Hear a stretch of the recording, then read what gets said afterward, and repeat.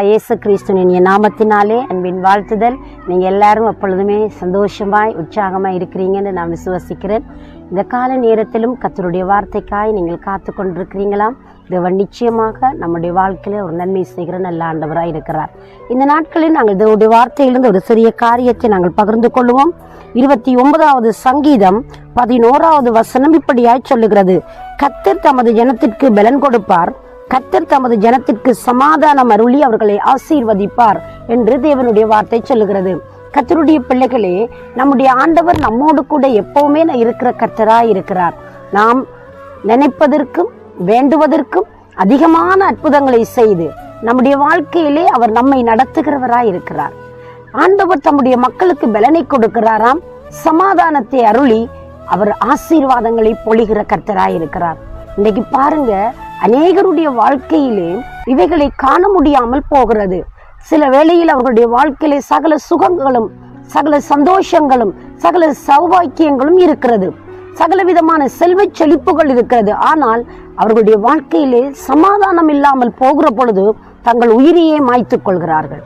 உயிரை மாய்த்துக் கொள்வதற்கு அவர்களுக்கு ஏதோ ஒரு காரியம் பாதிப்பை உண்டாக்குறது. ஒரு மிக வேதனையான காலகட்டத்திற்குள் மக்கள் கடந்து போகிற பொழுது அவர்கள் ஒன்றை யோசிக்கிறார்கள்: இனி நாங்கள் உயிரோடு இருப்பதை பார்க்கிலும் மரித்து விடுவது நல்லதென்று சொல்லி தங்களுடைய வாழ்க்கையை அழித்துக் கொள்கிறார்கள், தற்கொலை செய்கிறார்கள். இப்படிப்பட்ட சூழ்நிலையிலே ஆண்டவருடைய வார்த்தை சொல்லுகிறது: நான் என்னுடைய ஜனத்திற்கு பலன் கொடுத்து சமாதானத்தை அருளி நான் அவர்களை ஆசீர்வதிப்பேன் என்பதாக.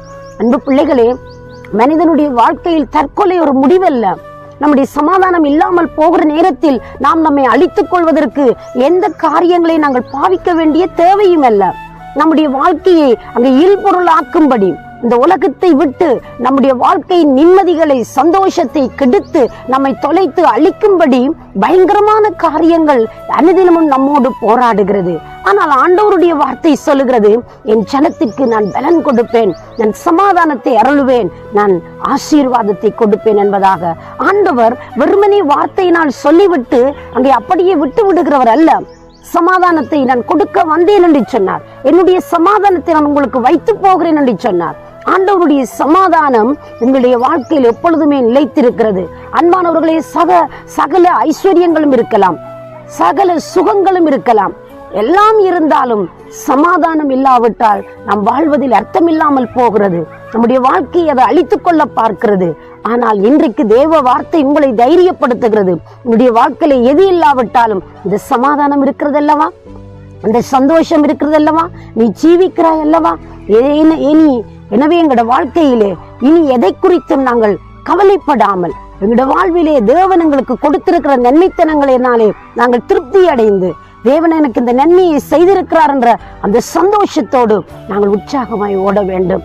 அன்பு பிள்ளைகளே, இந்த உலகம் கொடுக்க முடியாத பெரிதான சமாதானத்தை, நித்தியத்தை குறித்த ஒரு நம்பிக்கையை தேவன் எனக்கும் உங்களுக்கும் வைத்திருக்கிறார். இதனாலே நானும் நீங்களும் இன்றைக்கும் ஜீவிக்கத்தக்கதாய் ஆண்டவருடைய அனுக்கிரகம் நம்மோடு கூட இருக்கிறது. எனவே நாங்கள் எதை குறித்தும் கலங்காமல், எதை குறித்து நாம் சோர்ந்து போகாமல், எதை குறித்தும் மனம் பதறி அதைரியம் அடைந்து விடாமல் தொடர்ந்து உற்சாகமாய் ஓடுவோம். இந்த காலை பொழுது உங்களுக்கு ஒரு ஆசீர்வாதமாய் இருக்க போறது.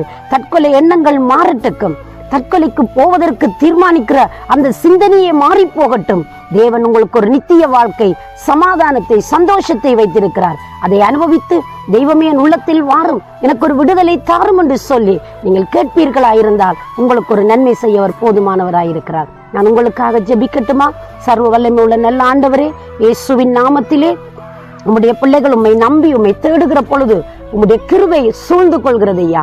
ஆண்டவரே, நீர் சொன்னீருடைய ஜனத்திற்கு நான் பலன் கொடுப்பேன், சமாதானம் அருளி அவர்களை ஆசீர்வதிப்பேன் என்று சொன்னபடி உடைய பிள்ளைகளை நீங்கள் ஆசீர்வதிங்கள். தற்கொலைக்கு கொண்டு போகிற எல்லா பயமான காரியங்களும் பிள்ளைகளுடைய வாழ்வை விட்டு விலகட்டுக்கும் சுவாமி. உடைய தேவ ஆசீர்வாதம் சமாதானமும் எப்பொழுதும் இருக்கும்படி இயேசுவின் நாமத்தில் ஆசீர்வதி ஜெபிக்கிறேன் ஜீவனுள்ள நல்ல பிதாவே. ஆமேன், ஆமேன். தேவன் தாமே உங்களை நிறைவாய் ஆசீர்வதிப்பாராக. God bless you.